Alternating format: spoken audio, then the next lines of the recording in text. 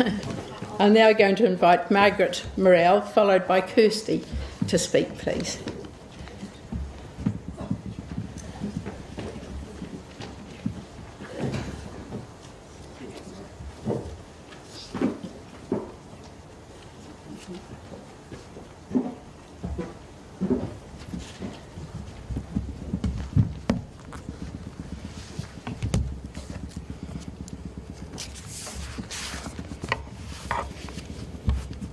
I'm Margaret Murrell. Our family was Jack, Burton, who died nearly 30 years ago, me, and Bina. Jack was christened John Robert Murrell, but always called Jack, except by Eva, our father's only sister. She called him John. She said the real Jack, her Jack, died in France. So that was that. Manapuri was quite different during the Second World War. The total population at that stage was 4 adults and 3 children, Dad's brother Leslie, sister Eva, Mum and Dad, and the kids. Population grew again after the war when petrol rationing was removed and the crib owners could come more regularly and more permanent houses were built. The only road came in from Lumsden, looped round in front of Grandview House. A branch road went down to the camping ground, and then the road continued to Tiano. A track from our backyard went through our property to the harbour at the bottom place, but following the war in the Pacific, it was renamed Pearl Harbour because of the wrecks. When Jack was born, 12 pounds, 5.5 kilograms, Mum was a wee tiny lady. She said Jack was the most beautiful baby she had ever seen. He was never sick, he never had runny noses or dribbled or any of those things. And I think it continued that way all his life, all her life. This is Jack's story, but it's also Burton's and mine, as we were mainly together. We had a great childhood. We lived in a tiny house, well before it was fashionable, and our boys could knit, use the sewing machine and cook, and the girls could chop the wood, row and shoot. Our schooling, correspondence school lessons, arrived in cardboard envelopes once a fortnight. The kitchen table was divided into 3 to save the fights. So we did our lessons from 9 in the morning till 11, had morning tea, then from 11:20 to 1 when we had lunch. Now we weren't completely ignored by the school. The visiting teacher came every 2 years. After lunch, we escaped outside. We were allowed to go up the lake as far as the peninsula, up the front of the ridge, and we could take the boat down the river as far as Home Creek. We climbed the freestone, vanishing into the tall bracken near the top, and I remember following Jack and Burton home one day from a trip to near Murrell. It was a hot day. And I think I was probably a bit pathetic walking along behind saying, "Wait for me." We climbed the ridge, finding clearings we didn't know existed. We loved the bush and being on the lake. Burton and Jack rode this 5-metre clinker-built dinghy and we explored the peninsula, walked through to Circle Cove and Georges Bay. We landed at Ruby Beach, visited Richter's Rock, walked on the floating swamp and jumped up and down to make the manuka trees over there where Colin's sitting sway. We were not allowed the canvas sail in case we got caught in a squall. Our mother made us a sail from flour and oatmeal bags. So all those years ago we had a branded sail. It said Fleming's Roller Mills. That sail took us further and faster than we could row. Our adventures were influenced by Arthur Ransom's Swallows and Amazon books. Jack was hugely delighted when Rhina was born. He said he had always wanted a cabin boy to spank. Jack and Burton won trophies for target shooting at Southland Boys, and this had also been won by Uncle Norman and later by his sons Scott and Rob. We read a lot.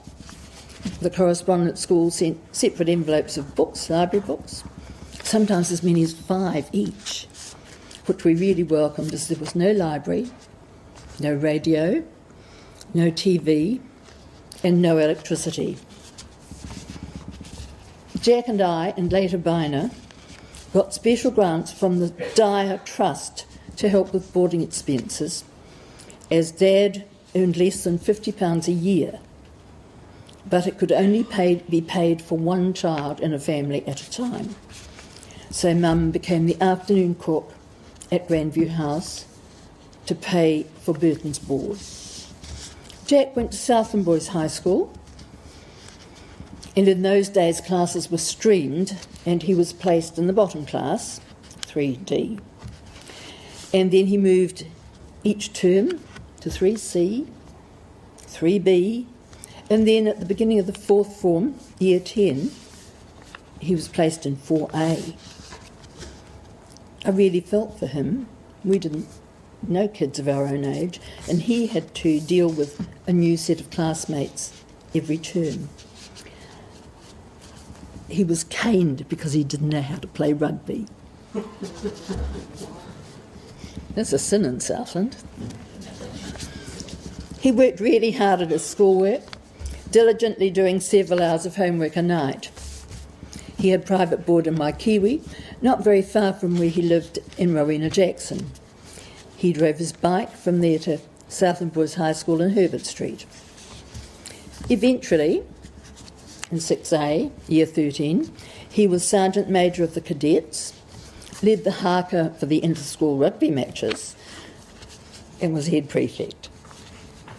Some weekends in the winter, he rode his bike 30 kilometres to Bluff and worked on Les Murrell's boat from Doubtful Sound, which was there for its annual survey. The boat was on the slip at Morrisfield's dry dock on that little island just as you come into Bluff Harbour. Sometimes he would stay overnight and work on the Sunday as well, removing barnacles, cleaning down and painting the bottom of the boat before riding his bike back to Waikiwi. Some long weekends, Jack and Burton would catch the train to Mossburn, ride their bikes over the rough road, over the Gorge Hill, home, or they'd take the H&H bus out to Arawia and ride over Blackmount, where there was no formed road, wade the Mararoa, holding their bikes carefully out of the water, ride up the flats past Duncragan, cross Home Creek and home. Jack's summer jobs included working on the GVH kitchen, and on one rare occasion our parents, Burton and Alice, had to go to Guns Camp to break some bad news to an old friend up there, no phone. Jack and I had to produce dinner, cook a leg of mutton, will you? But when we went to the cool room, to the meat room, the leg of mutton was still firmly attached to the rest of the body. Another year, Jack worked for Alice and Bill Heenan at 5 Rivers during the fescue harvest. Hugely long hours. And then he worked on the reconstruction of the pig route from Palmerston to Ranfurly, where he drove the latest D8 bulldozer. As more possums appeared in the bush, we started possum trapping. Jack and Burton carried the traps, bait and a tomahawk. I could only manage 2 of the heavy iron traps, and we carried the dead possums home to skin. Turned the skins inside out, mounted them on A-shaped number 8 wire, of course, to stretch the skins. Later we graduated to carrying flour and aniseed for the bait, and added cyanide to the top of the pile to poison the possums. It was much lighter than carrying traps, and the bonus was the possums were already dead when you got there. The possum skins and Jack's holiday job would have financed the purchase of a Model T Ford. Jack and Burton drove it home, slowly. Coming across the top of the gorge, Burton had to use his bugle to keep filling the radiator. However, it didn't have a lot of power, and they had to turn the vehicle round and back up the hills. This car had a really wicked little crank handle in the centre front, and the motor was started by briskly swinging the crank handle until the motor started to fire. Later on, the engine was removed and stripped down, and Biner and I were allowed to wash every piece of the motor in kerosene, probably with a toothbrush, before it was lovingly reassembled. I got to hold things and pass them back, and I was eventually told to put my finger on the generator, which he then turned to give me an electric shock, just like the ones you get from the electric fence. Remember the original Jack Murrell, who was killed in France in 1918? He actually had a big influence on this story. In the early 1960s, Edgar Williams wrote to Jack. Edgar wanted to recreate the climb, the second ascent of Mitre Peak that he had made with Jack in 1914, when they first had to walk the track, the Milford track, to get to Mitre Peak before you could climb it. So Edgar Williams, Jack and Austin Deans went to climb Mitre Peak. But that's a story for Warwick to tell. Did you row the dinghy across the Sound? Rest in peace, Jack.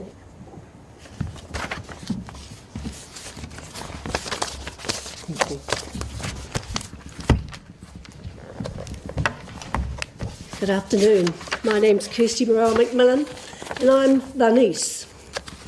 I'm actually one of several nieces, but recently I got greeted, "Hello, niece," and that sort of has stuck. He'd know my name, but it just didn't come out.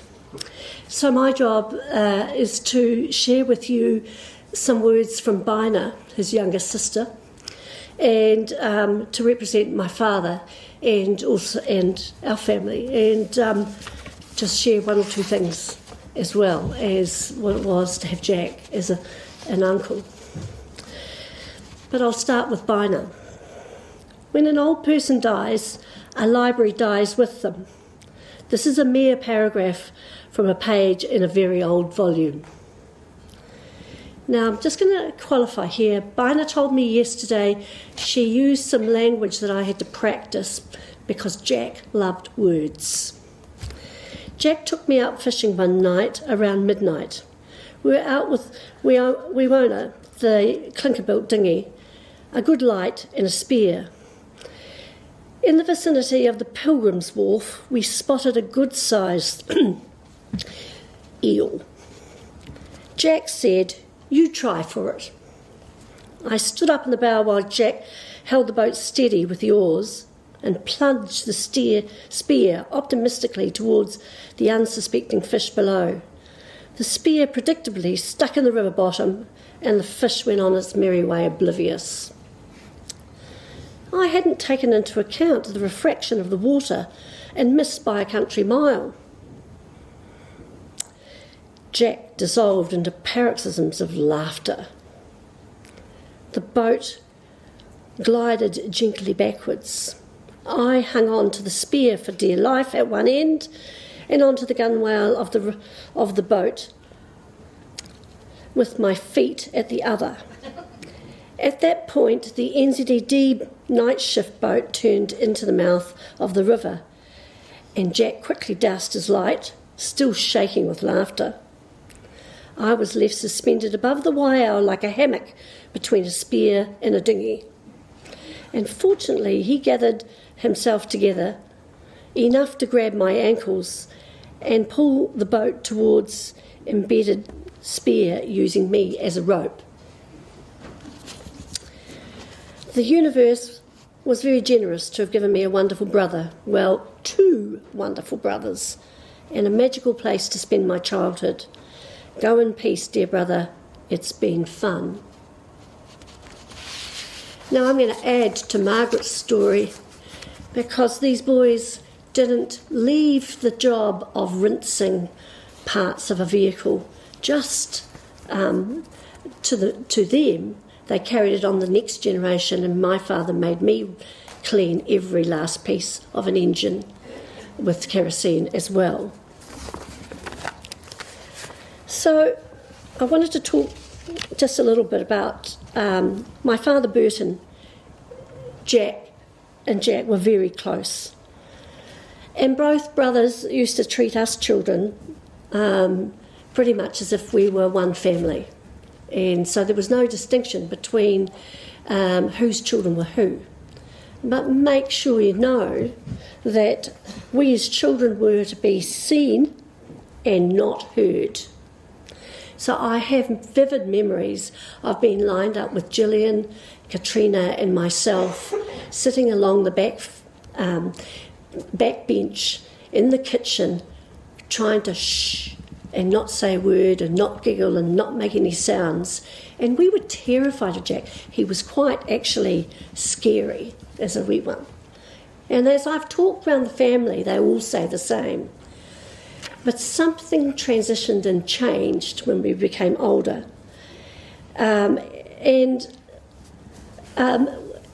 Both brothers cared for us as young people, as their responsibility was to turn us into young ladies. And that we did. So we learnt that the man always walked on the outside of us. They opened the doors for us. Their manners were impeccable. And young lady, this is how you will present yourself. And it would be Jack and Burton who did that for all of us, really. And they continued to support all of us cousins, Ruth, Alice, and Gillian, and Katrina, all the same. However, I came home to Manapuri because Jack was always there and in the house. I was a little pregnant at the time. He was supportive and loving and non-judgmental. He was a safe person to return home to. And when I got married, he decided that I needed upskilling. And so he had several pieces of advice. And one of those bits of advice was, how do you cook for your man? So never mind any of the fashionable little meals with titsy bits and entrees or anything like that. Cook a decent meal, right? So you must have meat and you must have several vegetables. And he was quite firm about it. And then to follow that up, to make sure that I had grown up completely and utterly and properly, he turned up one Christmas and my job was to take on the role of cooking for the house and cooking Christmas dinner. So he turned up with the meat and Grandma behind to teach me how to do the plum puddings. So you didn't know whether you really did a good job, but that was his role in teaching us, basically, and to be guided.